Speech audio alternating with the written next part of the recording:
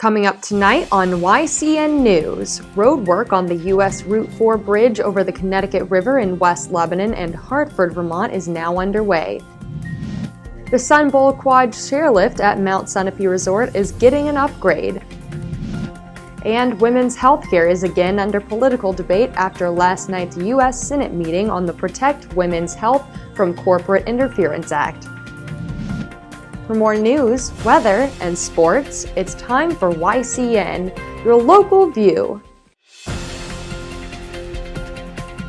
Now, your daily digest of the Dartmouth Lake Sunapee region, southern Vermont, and Windsor County. News, sports, weather, and all that is happening in our area. The news on YCN, your local view.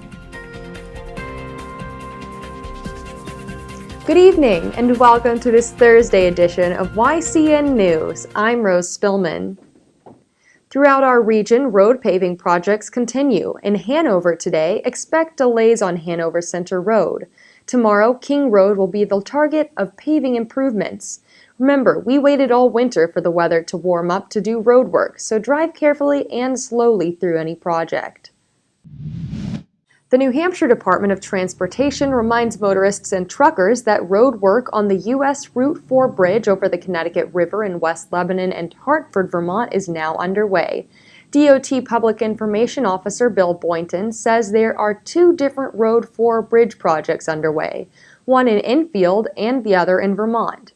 This Route 4 project in West Lebanon and Hartford will replace a temporary bridge with a permanent bridge over the river's span between these two towns.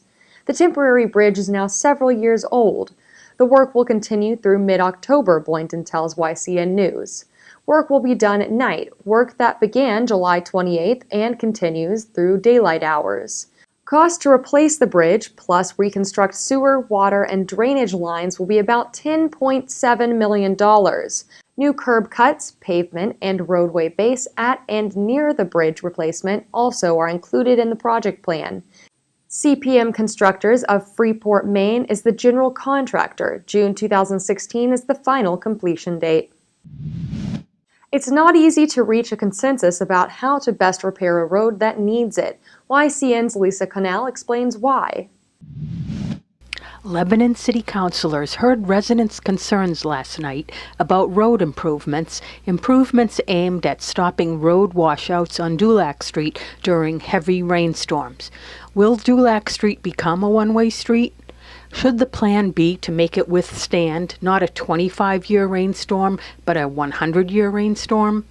Dulac Street itself is a winding two-way road through a densely settled neighborhood. Several speed tables, or speed bumps, punctuate the road's pathway through a Lebanon neighborhood. The posted speed limit is 25 miles per hour. Dulac Street runs off steep Slayton Hill Road, the same road that was torn up by last summer's late June and early July rainstorms. Tannery Lane is a dead-end street that runs off Slayton Hill Road and opposite one entrance of Dulac Street. At one point traveling down Dulac Street, an entrance to Spring Street appears, which serves as a shortcut between the Dulac and Slayton Hill neighborhoods and Route 120. 3 plans to remedy drainage issues on Dulac Street were presented and reviewed per the city's audio recording of the meeting. Discussion by council members and residents varied in how best to repair Dulac Street. Taking land of property owners on that road to repair drainage issues did not sit well with at least one council member. Instead, proceeding cautiously turned out to be the better route to take. It could take another public hearing before Dulac is made a one-way street. Also on the agenda for Lebanon City Councilors is the proposed I-89 bridge project over parts of West Lebanon and into White River Junction. To learn more, go online to lebnh.net. For YCN News, this is Lisa Connell. YCN News will keep you informed of all roadway developments in our region. News of a new chairlift going in at Mount Sunapee Resort may be just what ski and snow enthusiasts want to hear on a warm summer day. The Sun Bowl Quad chairlift at the ski area is getting an upgrade, as it will be replaced with a high-speed express quad chairlift for the 2014-15 season. When skiers come to the Newbury-based ski resort at the start of the ski season, they will be able to experience a 4,300-foot lift that will reduce the time it takes skiers to reach the mountain's peak. Instead of the earlier 8-minute time to reach the summit, skiers can expect to get to the summit in about 4 minutes. Mount Sunapee Resort General Manager Jay Gamble says the faster chairlift will give skiers more time to do what they enjoy, ski or ride down the mountain on a snowboard. Gamble says getting to the mountain's summit faster has been the top request from the resort guests. Both lifts to the Mount Sunapee's 2,743-foot summit will be high-speed quads. Poma of America is the manufacturer of these lifts.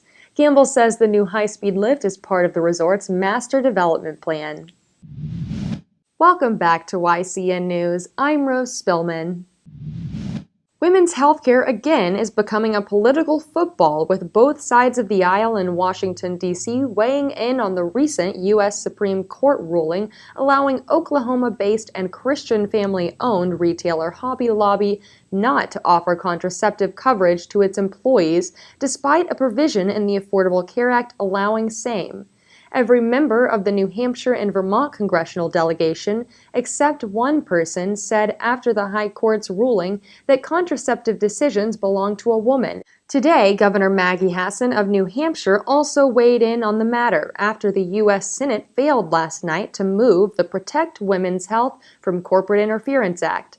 Hassan said she is disappointed in the U.S. Senate's inability to act on this legislation. It is critical that women and their families make their own healthcare and family planning decisions. Hassan says she will continue to work on state-level solutions in order to ensure that women have comprehensive health insurance coverage, while protecting women's access to affordable, critical health services and protecting women's religious freedom. In other healthcare news, New Hampshire Insurance Commissioner Roger Savini reminds residents whose health insurance plan indicates it is multi-state that this does not mean plan holders can seek non-emergency medical care in another state. Savini makes these remarks about plans purchased by state residents on the Marketplace, the name for the health insurance plans available through the Affordable Care Act. Multi-state is rather an agreement between the Federal Office of Personnel Management for federal employees and other health insurance companies. If a New Hampshire resident has further questions or concerns, he or she is welcome to contact the department's Consumer Services Division by calling 603-271-2261 or 1-800-852-3416, or by emailing consumerservices@ins.nh.gov. Hartford, Vermont residents take note. The Hartford Police Department seeks residents to participate in its second annual Citizen Police Academy. The class begins September 17th and runs every Wednesday through November 19th. For these 10 weeks, classes will be held from 6 to 9 p.m. Class size is limited to 20 participants. Interested participants can go to the following link to check out the course outline and download an application. Go online to www.hartford-vt.org/content/Citizen Police Academy.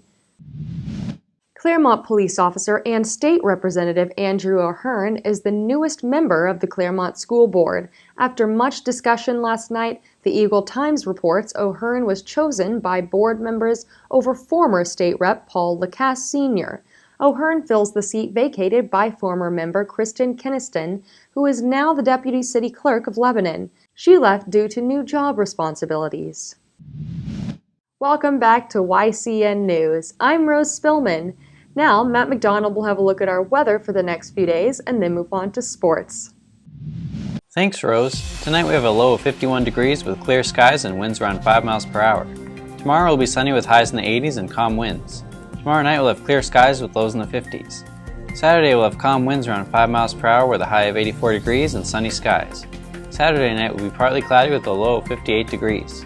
You can see here that all the storms on the seacoast are expected to miss us as we remain in the clear.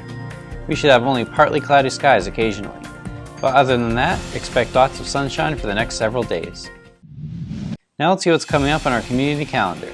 Tomorrow in Norwich, Vermont, a concert with the Flames will be held on the green at 7 p.m. In Hanover, New Hampshire, the St. Thomas Episcopal Church will hold a performance by Counterpoint and the 802 String Quartet at 7:30 p.m. The Tupelo Music Hall in White River Junction, Vermont will host the Pat Travers Band at 8 p.m. tomorrow night. Remember, you can submit local events from your community by sending them to news@ycnnow.com. Now let's look at some upcoming Fisher Cats games starting tonight. There is a 4-game series with Portland coming up. Tonight through Sunday, the Fisher Cats will host Portland at their home field in Manchester, New Hampshire. This is your chance to check out some games. The games will begin at 7:05 p.m. except for Sunday. That game will begin at 1:35 p.m. YCN News will bring you updates and results from these games as they happen.